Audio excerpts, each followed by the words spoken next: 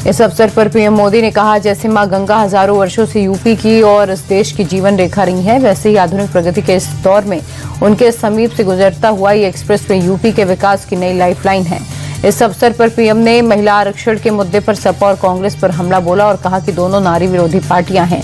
PM Modi ने middle east युद्ध का भी जिक्र किया और कहा कि पूरी दुनिया युद्ध के चलते संकट का सामना कर रही है, लेकिन युद्ध के चलते भारत के विकास पर असर नहीं हो रहा। राहुल गांधी ने अंडमान और निकोबार द्वीप समूह में कैंपबेल बे में श्री सिंह सभा गुरुद्वारा में मत्था टेका। इसके पहले कैंपबेल बे दौरे के बाद राहुल ने कहा, यहां प्रस्तावित ग्रेट निकोबार प्रोजेक्ट के तहत करीब 160 वर्ग किलोमीटर के घने जंगल काटे जाएंगे और लाखों पेड़ों को हटाया जाएगा। राहुल गांधी ने इसे विकास के नाम पर विनाश बताया। उनका कहना है, इस परियोजना से यहां रहने वाले आदिवासी और स्थानीय समुदायों के अधिकारियों को नजरअंदाज किया जा रहा है।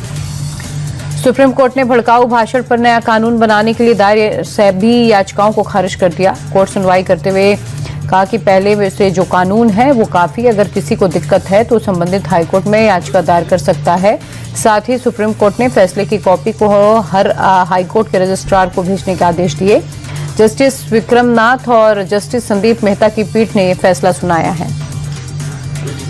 बिहार में 3 मई से निशांत कुमार अपनी सद्भाव यात्रा की शुरुआत करेंगे। इसके लिए स्पेशल रथ तैयार हो रहा है। आपको बता दें, इसी रथ पर सवार होकर नीतीश कुमार ने लोकसभा चुनाव में रोड शो किया था। निशांत के रथ में सीसीटीवी कैमरे और गाड़ी की छत से लोगों को संबोधित करने की व्यवस्था है।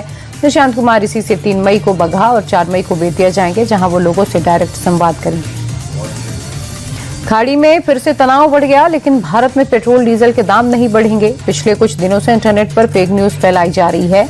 दावा किया जा रहा है पेट्रोल डीजल के दाम प्रति लीटर 10 रुपए और डीजल के दाम 12 रुपए तक बढ़ गए। सरकार ने इन सभी दावों का खंडन कर दिया है।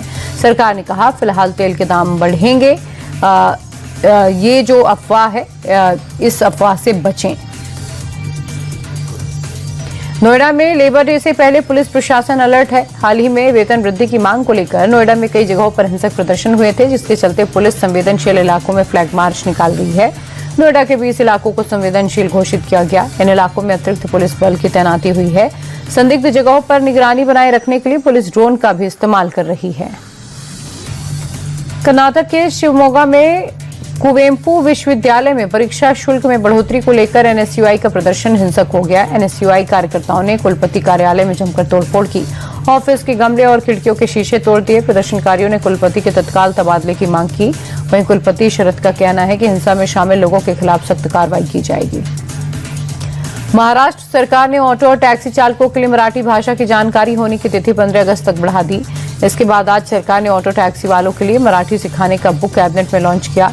बुक में मराठी में बोलचाल के लिए आसान शब्दों को बोलने के लिए छोटे छोटे वाक्य दिए गए। मराठी सीखने के लिए किताब सभी रिक्शा और टैक्सी वालों को दी जाएंगी। नागपुर में आग लगने से 3000 टन धान की भूसी का स्टॉक जलकर खाक हो गया। जिले के मौदा में इंदौरा बायोमास बैंक ने किसानों से खरीदकर धान की भूसी का स्टॉक जमा किया था। ये कंपनी इसका इस्तेमाल इथेनॉल बनाने के लिए करने वाली थी। बताया जा रहा है खेत में लगी आग की चिंगारी हवा के कारण भूसी का स्टॉक तक जा पहुंची और देखते ही देखते पूरा स्टॉक जल गया।